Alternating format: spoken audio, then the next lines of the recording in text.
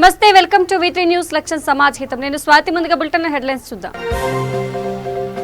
ముఖ్యమంత్రి అనంతపురం జిల్లా పర్యటనకు సర్వం సిద్ధం రాయదుర్గం పట్టణంలో పోలీసు బలగాలతో భద్రతా ఏర్పాటు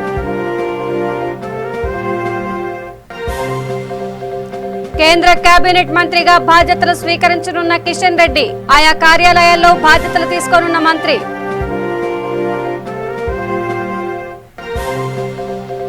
విజయవాడలో కరోనాతో చనిపోయిన పార్టీ నేతల కుటుంబాలను పరామర్శించిన పవన్ కార్యకర్తలకు ఎల్లప్పుడూ అండగా ఉంటామని హామీ ఆర్థిక సాయం పేరుతో డాక్టర్ సుధాకర్ తల్లిని మోసం చేసిన దుండగులు నకిలీ పత్రాలను సృష్టించి కుట్ర చేస్తున్నారని కావేరీబాయి ఆవేదన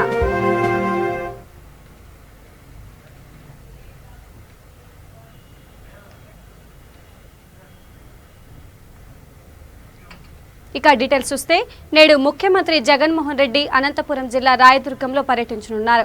ఈ నేపథ్యంలో జిల్లా కలెక్టర్ నాగలక్ష్మి, ఎస్సీ సత్యఎస్ బాబు, ప్రభుత్వ విప్ కాపు రామచంద్రారెడ్డి, మంత్రి శంకర్ నారాయణ, రాష్ట్ర వ్యవసాయ శాఖ కార్యదర్శి అరుణ్ కుమార్ ఏర్పాట్లను పరిశీలించారు. హెలీప్యాడ్, రూట్ బందోబస్త్, బహిరంగ సభాస్థలం ఏర్పాట్లు సైతం పూర్తయ్యాయి. పట్టణాన్ని సర్వాంగ సుందరంగా తీర్చిదిద్దారు. ముఖ్యమంత్రి రాకపోకలు సాగించే ప్రాంతాల్లో రహదారుల సైతం నూతనంగా నిర్మించారు. రాయదుర్గం పట్టణ ఇరువైపులా ముఖ్యమంత్రి జగన్మోహన్ రెడ్డికి స్వాగతం పలుకుతూ పెద్ద ఎత్తున ఫ్లెక్సీలు ఏర్పాటు చేశారు. ముఖ్యమంత్రి మంత్రులు, ప్రజాప్రతినిధులు, ప్రజలకు అన్ని రకాల పటిష్ట బందోబస్తు కల్పించే విధంగా జిల్లా ఎస్పీ సత్యయేసు బాబు ఆధ్వర్యంలో పోలీసులు పటిష్ట భద్రతా ఏర్పాట్లు తీసుకున్నారు. ప్రతి అంశాన్ని క్షుణ్ణంగా పరిశీలించి భద్రతా చర్యలు చేపట్టారు.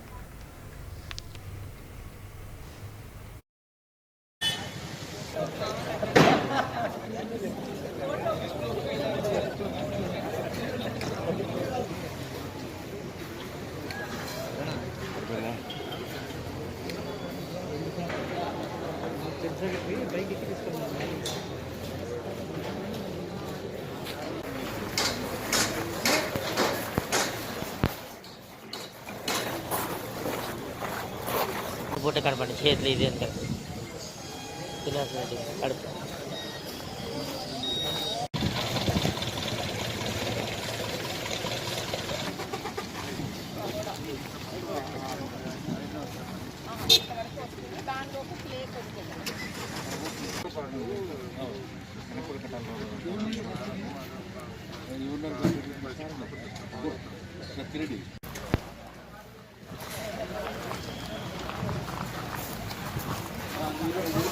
వెళ్ళేదానికి యూజ్ చేస్తాం సార్. ఒకసారి అగ్రికల్చర్ ల్యాబ్ దగ్గర ఫైల్ చేస్తున్నాం సార్.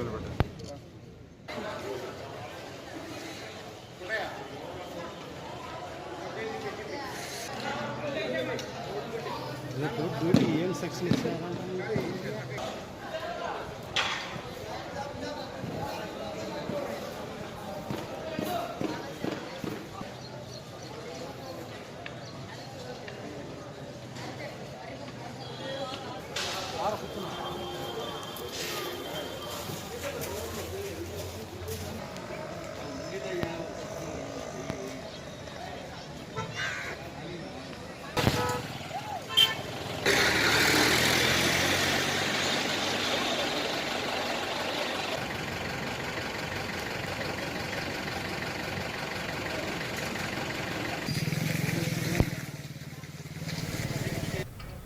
కేంద్ర సాంస్కృతిక, టూరిజం, ఈశాన్య రాష్ట్రాల అభివృద్ధి శాఖ మంత్రిగా జి కిషన్ రెడ్డి నేడు బాధ్యతలు స్వీకరించనున్నారు.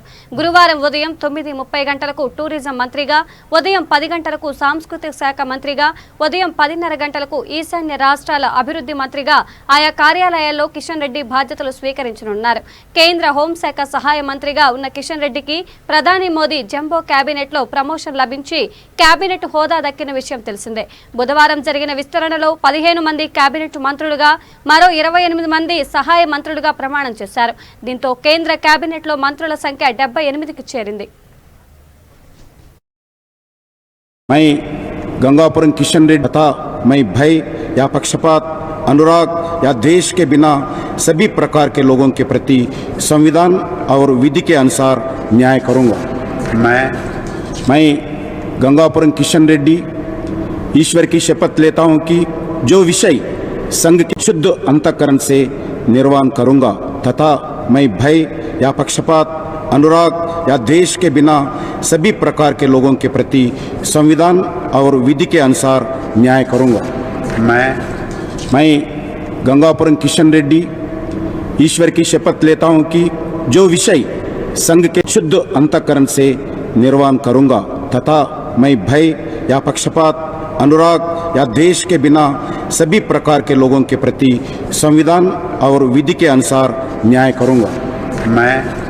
मैं गंगापुरम किशन रेड्डी ईश्वर की शपथ लेता हूं कि जो विषय संघ के शुद्ध अंतःकरण से निर्वहन करूंगा तथा मैं भय या पक्षपात अनुराग या देश के बिना కరోనా కష్టకాలంలో జన సైనికులు ఎంతో మంది సేవా కార్యక్రమాలు చేశారని జనసేన అధినేత పవన్ కళ్యాణ్ అన్నారు. విజయవాడలో కరోనాతో మృతి చెందిన వారికి నాదెండ్ల మనోహర్ తో కలిసి ఆయన నివాళులర్పించారు. అనంతరం నంద్యాలలో చనిపోయిన జనసేన కార్యకర్త సోమేష్ కుటుంబ సభ్యులకు 5 లక్షల రూపాయల చెక్కును అందజేశారు. 1,00,000 మంది పార్టీ కార్యకర్తలకు జనసేన తరపున బీమా సౌకర్యం కల్పించామని పవన్ తెలిపారు. తన వంతుగా బీమా పథకానికి ₹1,00,00,000 విరాళం అందిస్తున్నానని చెప్పారు. ప్రజాస్వామ్య విలువలను కాపాడేందుకు పార్టీ కృషి చేస్తున్న పవన్ కళ్యాణ్ ఎన్ని కష్టాలు ఎదురైనా జనసేన జనంతోనే ఉంటుందని స్పష్టం చేశారు.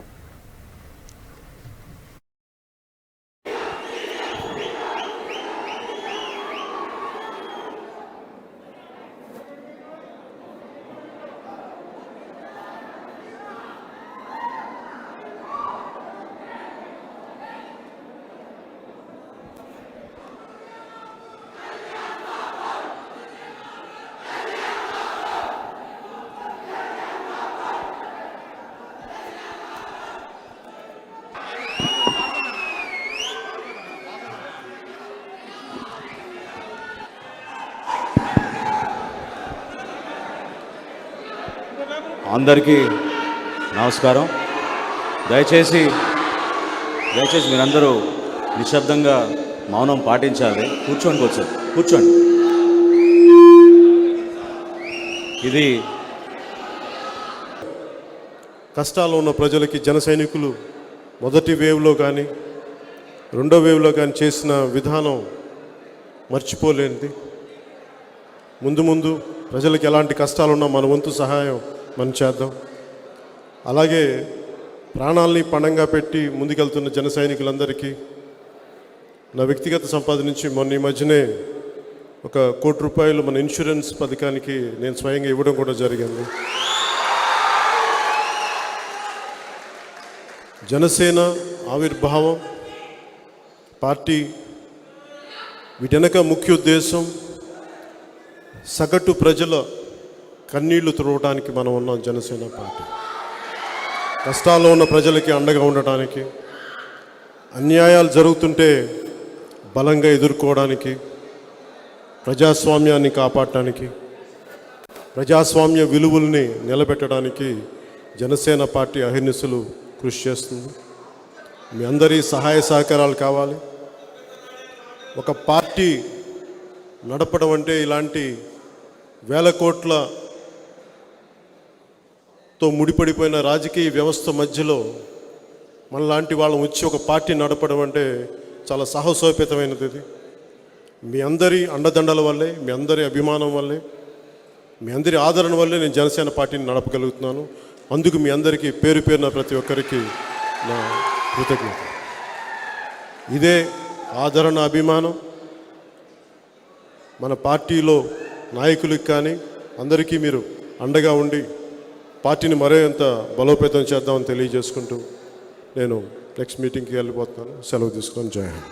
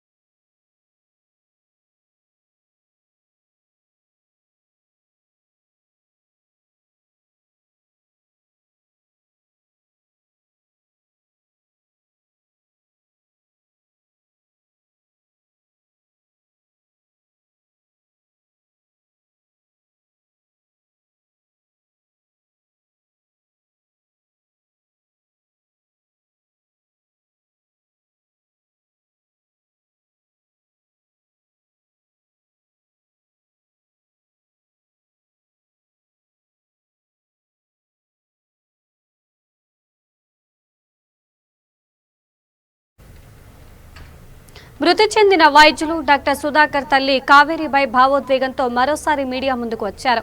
కొడుకు మృతితో మనోవేదనకు గురవుతున్న తనను కొంతమంది వ్యక్తులు మోసం చేస్తున్నారని ఆవేదన వ్యక్తం చేసింది. విశాఖలో మీడియాతో మాట్లాడుతూ తనకు ఆర్థికంగా సాయపడుతున్నారని నమ్మబలికి కొంతమంది వ్యక్తులు కుట్రలు చేశారని, రాజారావు అనే వ్యక్తి అన్యాయంగా 30 లక్షలు తనకు ఇచ్చినట్లుగా నకిలీ పత్రాలను సృష్టించాడని వాపోయారు. దీనిపై తనకు జరిగిన అన్యాయం చేయాలని కోరుతున్నారు.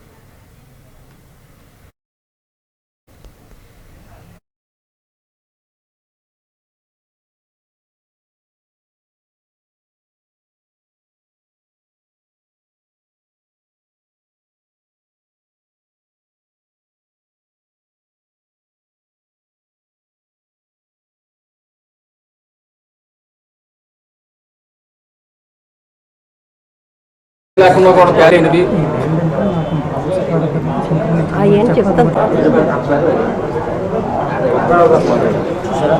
చెక్కులు కూడా ఉన్నాయి బాబు.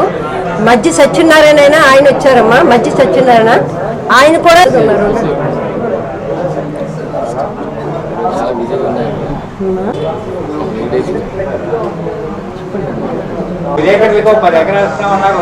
ఎకరాలు కాదండి, 50 ఎకరాలు బాబు అందరికీ.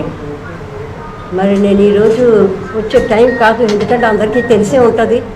మా బిడ్డను పోగొట్టుకొని నేను చాలా బాధల్లో ఉన్నాను. అయినా సరే నేను ఇంట్లో ఉండనివ్వకుండా నాకు కొన్ని శక్తులు చాలా బాధ పెడుతున్నవి. ఇన్ని సంవత్సరాలు బట్టి కూడా శక్తుల గురించి నేను ఎప్పుడు బాధపడ్డానే తప్ప బయటికి రాలేదు. అయితే ఈ మధ్యన వాళ్ళందరూ కలిసి నా మీద ఏదో కుట్ర పన్నుతున్నట్టుగా నాకు మెసేజ్ వచ్చింది. దాన్ని బట్టి ఈరోజు నేను వచ్చి ఇక్కడ అవన్నీ కూడా చెప్పుకోవటాకే వచ్చాను.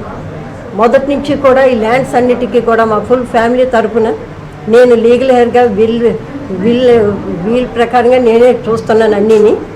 మా ఫ్యామిలీ మెంబర్స్ అందరూ కూడా నా చేతిలో పెట్టారు.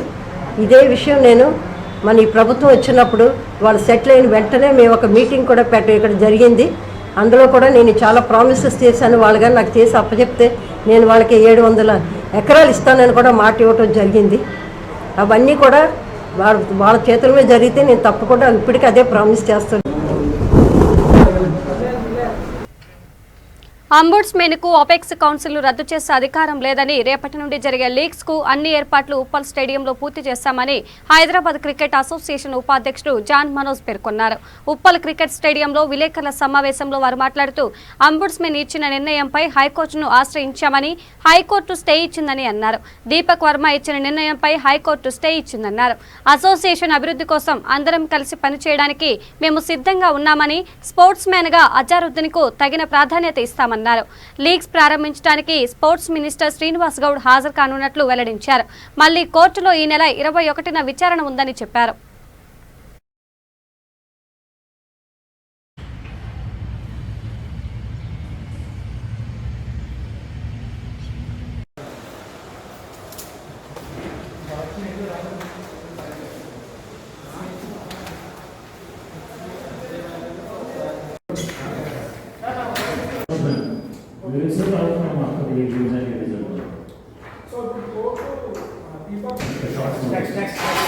Snacks are in the front, please.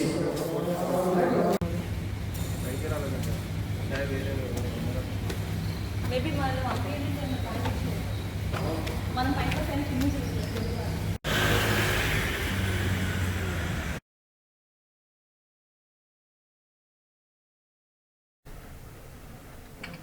తూర్పుగోదావరి జిల్లా కాకినాడలో కాంగ్రెస్ నేతలు రోడ్డెక్కారు. పెట్రోల్ ధరల దూకుడుపై కాంగ్రెస్ నేతలు ఆందోళన చేపట్టారు.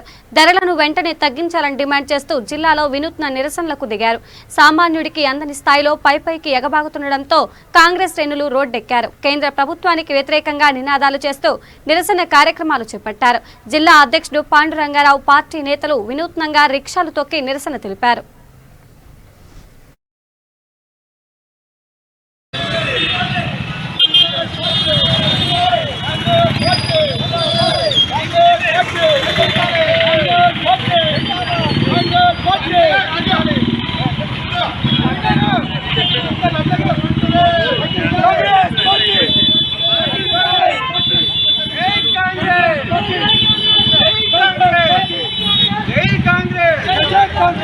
Congress!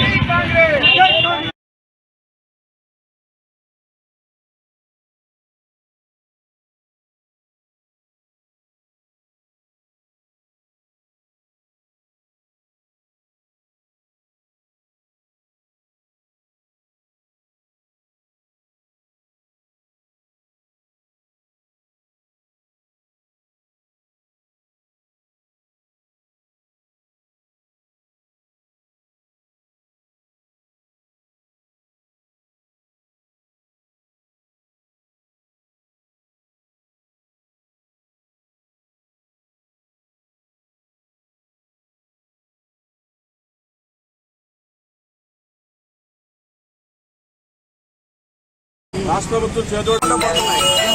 మరి ఈరోజు ఈ కార్యక్రమం ముఖ్యమైన ఉద్దేశం ఏంటంటే కనుక కేంద్ర ప్రభుత్వం చేతుల విధి విధానాలు వారికి తోడగా రాష్ట్ర ప్రభుత్వం చేదోడు వాదోడుగా రాష్ట్ర ప్రభుత్వం 32 రూపాయలు ట్యాక్స్ చేస్తున్నా కనుక 22 రూపాయలు కేంద్ర ప్రభుత్వం చేస్తే కనుక 106 రూపాయలు డీజిల్ పెట్రోల్ వస్తుంది ఈరోజు. అదేవిధంగా డీజిల్ యొక్క భారం వచ్చి రవాణా కూలి పడడం వల్ల కాయగూరలు కానీ నిత్యావసర వస్తువులు కానీ దీని మీద మళ్ళీ సెంట్రల్ ఎక్సైజ్ డ్యూటీ పడడం వల్ల కేజీ ఆయిల్ ప్యాకెట్ 60 రూపాయల నుంచి ఈరోజు 120 రూపాయలు వెళ్ళిందంటే కనుక సామాన్య బతికే రోజులు కావు. ఇది అన్ని కనిపెట్టి కాంగ్రెస్ పార్టీ నిత్యావసర వస్తువుల్లో పెట్టి మేము నూనె ఇచ్చాం, ఉచితంగా బియ్యం ఇచ్చాం, ఉచితంగా బట్టలు ఇచ్చాం, ఉచితంగా బ్యాగులు ఇచ్చాం. ఈ విషయాలు మొదలుకొని మా పార్లమెంట్ సభ్యులు రాంబాబు గారి ఆదేశాలతో సేంద్రీయ రాజేశ్వరంతో ఏసీసీ పిలుపు మేరకు ఈ యొక్క ర్యాలీ కార్యక్రమం మొదలుపెట్టాం. ఇది పట్టుకెళ్లి ముందుగా రూరల్ ఎంఆర్ఓ మెమోరాండం ఇస్తాం. తర్వాత కాకినాడ వచ్చిన తర్వాత మా జిల్లా 305 ప్రకారం 301, 305, 302 ప్రకారం యావజ్జీవ శిక్షలు. ఎందుకు తప్పు చేశాం కాబట్టి మనం నాయకులు మాట్లాడినాం. ప్రజలు అభం తెలియని వాళ్ళు వాళ్ళ యొక్క మాటలని మోసపోయి అటు కేంద్రంలోనూ రాష్ట్రంలోనూ ప్రజారహితమైన పాలన ఇస్తానని చెప్పిన వాళ్ళు ప్రజలకు హితకరము కానటువంటి పాలన ఇస్తున్నారు. కాబట్టి ఈనాడు మొత్తం ఆంధ్ర రాష్ట్రం కూడా భారతదేశంతో బాధపడుతుంది.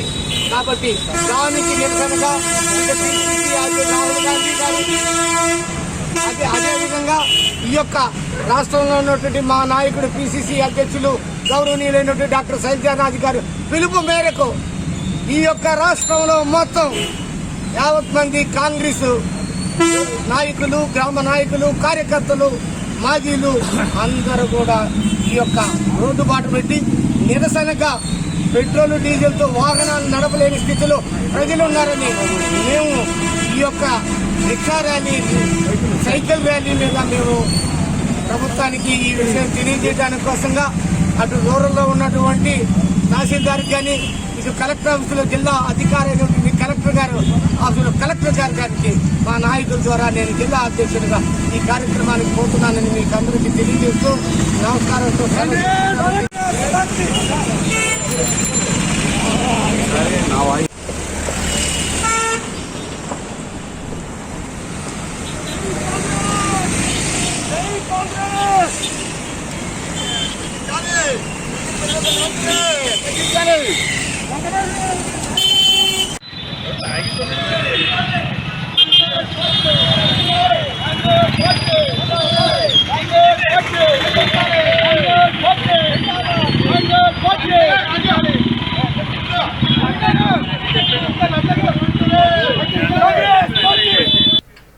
టీడీపీ ప్రభుత్వ హయాంలో ఎలాంటి అభివృద్ధి చేశారో చెప్పాలని స్పీకర్ తమ్మినేని సీతారాం ప్రశ్నించారు. వైసీపీ ప్రభుత్వ హయాంలో జరిగిన అభివృద్ధిపై చర్చకు సిద్ధమా అంటూ సవాల్ విసిరారు. తనపై చేస్తున్న విమర్శలను నిరూపించగలవా అంటూ టీడీపీ నేత కూన రవిపై ఎదురుదాడి చేశారు. ప్రజలకు ఎవరు అభివృద్ధి చేశారో తెలుసుకొని మాట్లాడాలి అని అన్నారు.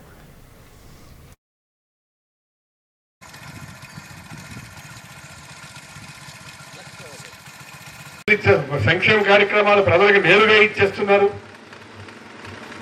మరి మాకేమీ లేదా అని అడుగుతున్నారు. మీకేంటే ఇచ్చేది చెల్లు అని చెప్తున్నాం. మేము డైరెక్ట్ గా ప్రజలకే ఇస్తున్నాం. తర్వాత అభివృద్ధి కార్యక్రమాలు, ఇవన్నీ అభివృద్ధి కార్యక్రమాలు కావా? ఇన్నేళ్ళు అయింది. ఎప్పుడైనా వదలపేట నుంచి అక్కడ నాగావళి నది రేవుకేమిటంటే రోడ్డు మీరు ఎప్పుడైనా అడిగారు ఇచ్చారా?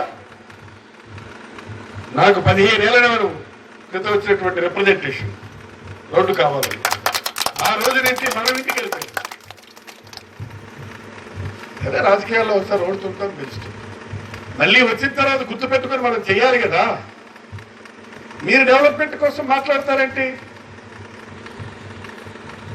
ఇవాళ వదలపేట పరిస్థితి, బెలమాం పరిస్థితి ఎన్నేళ్ళుగా ఎలా ఉండేదో మనందరికీ తెలుసు కదా. ఎవరు ప్రతినిధిగా ఎన్నికైన తర్వాత ఇవన్నీ జరిగాయి చెప్పాలి మీరు. నాకొకసారి మాట్లాడే వాళ్ళని ఇలాంటి వేదిక మీదకి వచ్చి కలిసి మాట్లాడుతుందో ఎందుకు ప్రజలు కన్ఫ్యూజ్ చేయడం? ఇప్పుడు మనిషి ఒక దఫా వెళ్ళి మాట్లాడడం, నీ ముక్కు మసి అంటే నా ముక్కు మసి అని అనుకోవడం ఎందుకు?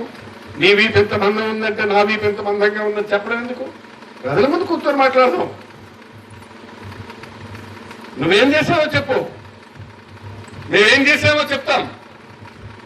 నీది కాదంటారో మాది కాదంటారో జనం నిర్ణయిస్తారు. అందుకే నేనేమంటున్నానంటే, ఎక్కువ మాట్లాడుతున్నారు, పెద్ద పెద్ద నోర్లు పెడుతున్నారు. ఆ నోరు పెట్టడం అంటే నాకు చేత కాదు. నేను మర్యాదగా సంస్కారవంతంగా రాజకీయం చేసుకోవాల్సినటువంటి వాడిని. అందుకే మనకంటే అబద్ధాలకి నోరు ఎక్కువ, నిజానికి నిలకడ ఎక్కువ అని.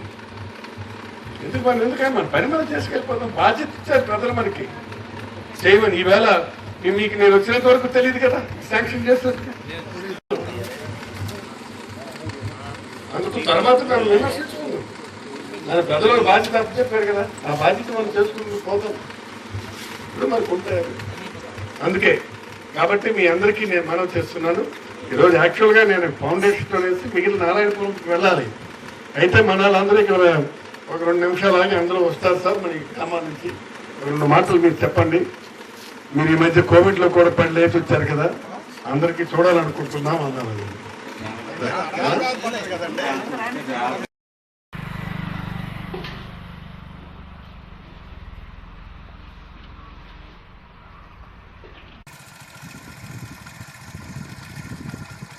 అభివృద్ధి కార్యక్రమాలు కావా? ఇన్నేళ్ళు అయింది. ఎప్పుడైనా వదలపేట నుంచి అక్కడ నాగావళి నది రేవుకి ఏమిటంటే రోడ్డు మీరు ఎప్పుడే అడిగారు, ఇచ్చారా? నాకు 15 ఏళ్ళ క్రితం వచ్చిన. బులెటిన్ ముగించే ముందు హెడ్లైన్స్ మరోసారి చూద్దాం. ముఖ్యమంత్రి అనంతపురం జిల్లా పర్యటనకు సర్వం సిద్ధం. రాయదుర్గం పట్టణంలో పోలీస్ బలగాలతో భద్రతా ఏర్పాటు. కేంద్ర కేబినెట్ మంత్రిగా బాధ్యతలు స్వీకరించనున్న కిషన్ రెడ్డి. ఆయా కార్యాలయాల్లో బాధ్యతలు తీసుకోనున్న మంత్రి.